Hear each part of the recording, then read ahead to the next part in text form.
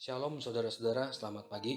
Saya ingin mengajak saudara untuk sama-sama mempelajari firman-Nya, dan saya bersyukur dengan kesempatan ini saya juga bisa belajar bersama-sama dari firman ini. Sharing terambil dari Markus 8 ayat 22 mengenai pandangan yang samar-samar. Markus 8 ayat 22 saya bacakan. Kemudian tibalah Yesus dan murid-muridnya di Betsaida. Di situ orang membawa kepada Yesus seorang buta, dan mereka memohon kepadanya supaya ia menjamah dia. Yesus memegang tangan orang buta itu dan membawa dia keluar kampung. Lalu ia meludahi mata orang itu dan meletakkan tangannya atasnya dan bertanya, "Sudahkah kau lihat sesuatu?" Orang itu memandang ke depan, lalu berkata, "Aku melihat orang, sebab melihat mereka berjalan-jalan, tetapi tampaknya seperti pohon-pohon." Yesus meletakkan lagi tangannya pada mata orang itu. Maka orang itu sungguh-sungguh melihat dan telah sembuh, sehingga ia dapat melihat segala sesuatu dengan jelas. Sesudah itu, Yesus menyuruh dia pulang ke rumahnya dan berkata, "Jangan masuk ke kampung." Di kejadian ini kita lihat Yesus melakukan 2 kali tindakan agar mujizat dapat terjadi sempurna. Pertama, dia meludahi mata orang itu dan meletakkan tangannya, dan orang tersebut masih samar-samar. Kemudian kali kedua, Yesus meletakkan lagi tangannya dan baru orang tersebut melihat sangat jelas. Kenapa sampai Yesus melakukan 2 kali tindakan? Apa mujizat Yesus kurang dahsyat sehingga harus diulang 2 kali? Coba kita bandingkan dengan kejadian di mujizat di Lukas 7 ayat 7, di mana Yesus menyembuhkan hamba seorang perwira. Saat itu tanpa bertemu dengan hamba tersebut, bahkan tanpa masuk ke rumahnya, dan mujizat langsung terjadi. Yang satu terjadi physical contact, air liur dan tangan Yesus menyentuh orang buta dan masih samar-samar. Dan yang satunya lagi ada physical distancing, tanpa menyentuh, bahkan tanpa melihat dan tanpa masuk ke rumah si sakit, dan mujizat langsung terjadi. Jadi kita bisa lihat bukan karena mujizat Yesus kurang dahsyat, tapi ada hal-hal yang dapat kita pelajari dari kejadian orang buta yang masih samar-samar.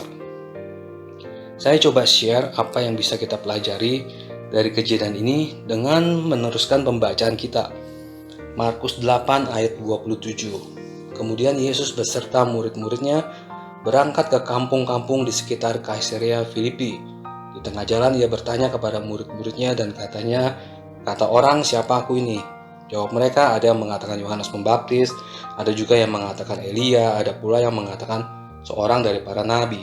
Ia bertanya kepada mereka, "Tetapi apa katamu? Siapakah aku ini?" Maka jawab Petrus, "Engkau adalah Mesias." Di sini kita bisa lihat ada 2 kelompok orang. Kelompok pertama, orang-orang yang hanya samar-samar mengenal Yesus, yang hanya sebagai mungkin pembuat mujizat, orang suci, orang sakti, atau hanya seorang nabi, Nabi Elia, dan sebagainya. Nah, kelompok kedua itu murid-murid Yesus. Petrus yang mengatakan dengan sangat jelas, siapa itu Yesus? Dia adalah Sang Mesias dan Sang Juru Selamat kita. Di dalam Matius 16 ayat 18, bahkan pengakuan Petrus ini oleh Yesus dikatakan menjadi dasar gereja, di mana alam maut tidak akan menguasainya. Luar biasa ya saudara-saudara. Jadi kadang kita ini masih samar-samar mengenai Yesus dalam hidup kita. Apakah hanya tempat kita mengadu, tempat kita meminta pertolongan, tempat kita meminta berkat, pengampunan, atau Tuhan yang kita ketemu setiap minggu, atau Tuhan yang kita ketemu setiap kegiatan gereja. Mari saudara, janganlah kita hanya mendengar atau mengikuti mujizat dan tanda-tanda saja, tapi mari kita menjadi seperti murid-murid Yesus yang hidup berjalan bersama-sama Yesus siang dan malam, bersama-sama Yesus dalam setiap kondisi, bersama-sama Yesus dalam menghadapi berbagai macam hubungan dengan orang-orang. Kita buka pintu-pintu kehidupan kita agar Yesus masuk dalam hubungan suami istri, orang tua, adik kakak, mertua, keponakan, tetangga, masuk ke dalam pekerjaan, usaha, pergaulan, dan semua aspek kehidupan kita. Sehingga kita makin mengenal siapa itu Yesus dalam hidup kita, dan kita tidak samar-samar melihat Yesus dalam hidup kita. Memang tidak mudah. Kita terus berusaha dan selalu dekat dengan Yesus, dan kita pasti akan merasakan pekerjaannya dalam hidup kita. Bukan dengan samar-samar, tapi dengan keyakinan penuh kita menjalani hidup kita bersama Yesus, Sang Juru Selamat kita. Sekian sharing saya. Kami mengajak saudara-saudara untuk bersama-sama belajar mengaplikasikan firman Tuhan dalam aspek-aspek kehidupan kita. Jika saudara berminat, dapat mengikuti pembelajaran Alkitab setiap hari Selasa jam 7.30 malam melalui media online Zoom. Link ID dapat kalian minta ke Sekretariat Gereja JSS, Jemaat Suara Sangkakala, atau kalian dapat menghubungi teman-teman kami di JSS. Ya, silakan, dan kita sama-sama belajar mendalami semua kehidupan kita bersama Yesus. Terima kasih, Immanuel. Tuhan beserta kita. Saudara sekalian, Brother Daniel telah menyampaikan firman Tuhan yang luar biasa, yaitu marilah kita jangan samar-samar. Kita ikut sertakan Yesus di dalam kehidupan kita. Dan aku senang sekali Yesus pernah mengatakan, kamu bukan budak ataupun apa, tapi engkau adalah sahabatku. Kalau memang Yesus adalah sahabat kita, marilah kita undang dia masuk ke dalam hati kita. Dia adalah sahabat kita.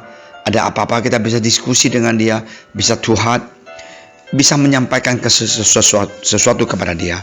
Karena kita tahu bahwa Tuhan Yesus kita adalah Tuhan yang hidup, dan dia sanggup membantu kita untuk menghadapi setiap kesusahan, masalah di dalam kehidupan kita. Kemungkinan dalam usaha kita, keluarga kita, dan apapun. Asal saja kita undang dia menjadi sahabat kita. Puji Tuhan. Jangan kita sama-sama, terimalah Yesus dalam hati Anda. Jadikannya dia sahabat yang dekat, sahabat yang sungguh luar biasa, yang tidak ada satupun hal yang kita nyumpet di dalam dia, bersama dengan dia. Kita tuhat semuanya, kita katakan kepada dia semuanya. Kita punya rencana, kita punya masa depan, dan kita punya kelinduan. Mari kita berdoa. Terima kasih Tuhan Yesus atas firman Engkau yang gitu luar biasa. Berkatilah kami semuanya, supaya kami sungguh bisa melekat bersama dengan Engkau, memiliki Engkau di dalam kehidupan kami, dalam keluarga kami, usaha kami, pekerjaan kami. Terima kasih Tuhan. Berkatilah Brother Daniel menyampaikan, dan keluarganya, dan kami semuanya. Dalam nama Engkau Tuhan Yesus, kami berdoa dan mengucap syukur.